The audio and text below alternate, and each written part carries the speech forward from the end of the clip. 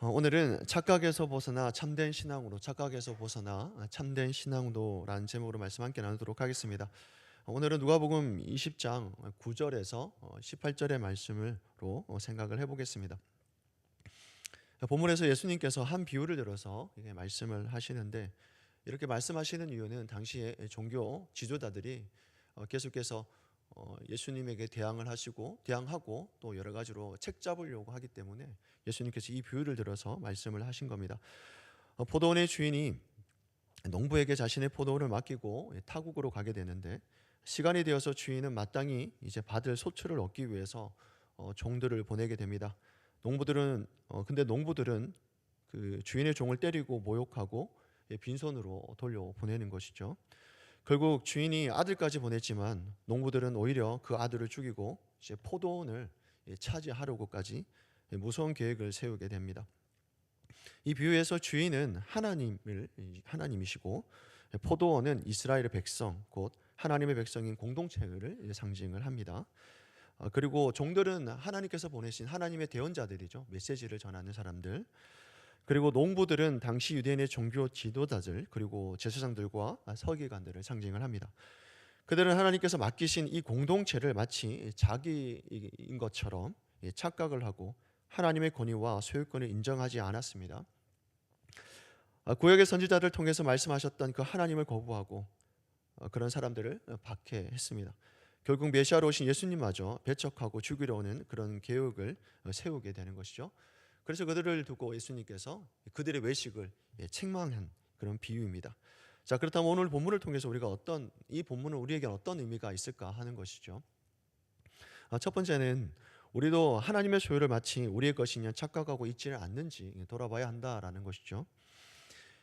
하나님께서 우리에게 맡기신 삶이나 시간, 재능, 그리고 공동체, 교회 공동체는 본래 내 것이 아니라 하나님의 것이죠. 보통 우리는 착각을 합니다. 삶이나 시간이나 재정이 내 것이라고 생각을 하는데, 내 것은 아무것도 없죠. 다 하나님의 것입니다. 우리가 이 모든 것을 잘 관리해서 하나님이 원하시는 열매를 맺어야 하는 것이 바로 우리의 책임이다라는 것입니다. 그러나 때로는 우리는 자신에게 맡겨진 것들 마치 자신이 소유하는 것처럼, 나의 것인 것처럼 행동할 때가 있습니다. 하나님의 주권을 인정하지 않고 하나님의 말씀을 듣지 않고 또 우리의 뜻대로 살아가려고 하는 그런 경향이나 그런 모습들 우리에게는 없는지 돌아봐야 되는 것이죠. 우리의 삶이 하나님을 위한 열매 맺는 삶인지, 아니면 나의 만족, 자기의 이익만을 추구하는 삶인지 우리 또한 돌아봐야 되지 않겠습니까? 또 우리 본문은 우리 어떤 의미를 주고 있을까요? 두 번째는 우리는 하나님의 경고와 권면에 민감하게 반응하고 있느냐 하는 겁니다. 반응해야 된다라고 말씀을 하는 것이죠. 본문은 농부들은 주인의 그 종들을 반복적으로 해서 계속 무시하죠. 계속해서 보냅니다. 순종하기를 바라는 마음에서 계속해서 보내지만 그들을 무시하고 결국 주인의 아들까지 죽이게 됩니다. 이런 하나님께서 우리에게 주시는 말씀과 경고를 반복적으로 무시하는 우리의 모습도 볼 수 있는 것이죠. 하나님의 말씀, 신앙 공동체의 조언, 심지어는 우리의 양심을 통해서도 끊임없이 하나님은 우리에게 말씀하시지 않겠습니까? 말씀하십니다. 그런데도 우리는 자주 아직 괜찮겠지, 다음에 하지, 이런 반응들을 미루고 있지는 않습니까? 하나님의 말씀에 계속해서 무감각하게 지내고 있지는 않는지 우리의 모습들을 돌아봐야 되지 않겠습니까? 하나님의 말씀에 계속 이 무감각해지는 것이야말로 가장 위험한 그런 신앙의 상태라고 합니다. 지금 우리가 듣고 있는 이 말씀은 결코 가볍게 여기지 말고 즉각적으로 진지하게 반응해야 할 필요가 있다라고 하는 것이죠. 자, 그리고 마지막으로 우리가 생각해 보아야 될 것이 있는데, 그것은 주인은 마지막으로 이렇게 사랑하는 아들을 이렇게 보내게 됩니다. 13절의 내용인데 우리 13절을 다시 한번 읽도록 하겠습니다. 시작하시겠습니다. 포도원 주인이 이르되 어찌할까, 내 사랑하는 아들을 보내리니 그들이 그를 존대하리라 하였더니. 아멘. 농부들입니다. 농부들은 우리 종교 지도자들이죠. 농부들이 이 자가 상속자니 그를 죽이자 하는 거죠. 주인이 아들을 보냈는데 그 아들을 죽이겠다라고 합니다. 결국 아들마저 죽이는 극단적인 죄악을 범하게 됩니다. 이는 예수 그리스도의 십자가를 못 박아 죽인 사건을 예포한다고 보게 됩니다. 이어서 예수님 17절에서 시편 118편 22절을 인용하시면서 이렇게 말씀하십니다. 그들을 보시며 이르시되 그러면 기록된 바 건축자들의 버린 돌이 이 모퉁이의 머릿돌이 되었느니라 함이 어찌미냐. 성전을 지을 때 보면 당시에 그 건축자들이 성전 건축에 쓸 돌들을 신중하게 선택을 했다고 합니다. 그러니까 보다가 조금 아닌 것 같으면 다 버린 것이죠. 다 버리게 되는데 어떤 돌은 쓸모없다고 이제 판단하게 되면 다 버리게 됩니다. 근데 하지만 때로는 이제 건축이 다 어느 정도 짓고 나게 되면 이 모퉁이 돌이 되는 게 있습니다. 이 건축을 유지하기 위해서는 이렇게 약간 넣어야 되는 모퉁이 같은 그런 게 중요한 돌입니다. 근데 그 버려지는 돌을 가지고 그 모퉁이 돌로 삼게 되는 것이죠. 근데 전에는 버려진 돌이 나중에는 이 건축의 핵심이 되는 모퉁이 돌이 되었다라고 하는 겁니다. 그 예수님이 자신이 바로 그 돌이라고 밝혀 주시고 있는 것이죠. 이 비유에서 예수님은 버림받은 돌로 묘사되는 것은 당시 그 유대 지도자들이죠. 종교 지도자들이 예수님의 가르침과 그 존재 자체를 거부했기 때문입니다. 그들은 메시아가 자기들의 방식대로 즉 강력한 정치나 군사적인 지도자로 오는 것으로 기대했습니다.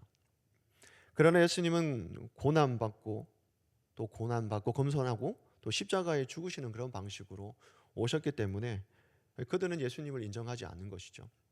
본인들이 생각했던 그 예수님과 완전히 다른 그런 분이셨습니다. 그러나 이 사람들의 기준으로 볼 때는 초라하고 가치 없어 보였던 예수님께서 사실은 하나님이 정하신 구원 계획의 중심이셨다라는 것이죠. 사람들에게 버림받으신 예수님이 하나님께서 선택받은 귀한 구원의 통로가 되신 겁니다. 유일한 통로죠. 버려진 돌, 다시 말하면 예수님이 결국 가장 중요한 자리, 그 구원의 기초가 되었다라는 것이죠. 무슨 말입니까? 예수님은 세상 사람들이 기대했던 화려한 모습으로 오시지 않으셨습니다. 가난하고 겸손한 모습으로 오셔서 세상에서 어찌 보면 세상 사람들로부터 거절당하신 것이죠. 당하셨지만 하나님은 그 예수님을 택하셔서 온 세상의 구원을 위해서 가장 중요한 머릿돌이 되게 하셨다라고 하는 겁니다. 오늘날 우리도 때로는 사람의 평가와 기준에 따라 살아가려고 합니다. 하지만 세상의 인정은 흔들리고 변할 수밖에 없죠. 오직 하나님만, 오직 예수님만이 변하지 않는 진리이자 우리의 삶을 지탱해주고 있는 그런 견고한 기초가 된다라는 겁니다.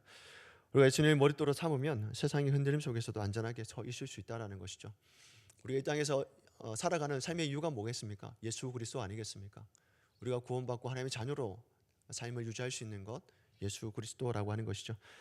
하나님의 주권을 인정하고 오늘 하루도 이 말씀을 함께 기억하면서 하나님의 주권을 인정하고 또 하나님의 경고와 그 겉면에 때로는 민감하게 반응을 하시면서 예수님이 우리의 삶의 유일한 기초로 삼고 흔들리지 않는 신앙으로 오늘 하루를 또 살아가는 저와 성도님 되시기를 주 예수 그리스도로 축원합니다. 아멘. 기도하시겠습니다. 사랑이 많으신 하나님 감사합니다. 오늘도 우리를 불러주시고 하나님 앞에 설 수 있도록 은혜를 베풀어 주시면 감사합니다. 하나님, 우리의 삶이 온전히 하나님의 것임을 고백합니다. 때로는 내 것이라고 착각하며 하나님보다 내 뜻과 욕심을 앞세울 때가 많습니다. 오늘 주신 말씀처럼 우리의 모든 것이 하나님께로부터 왔음을 기억하게 하시고 하나님의 말씀과 경고 앞에 민감하게 반응하는 신앙을 허락하여 주옵소서. 하나님, 이 새벽에 저마다 기도 제목을 들고 나왔습니다.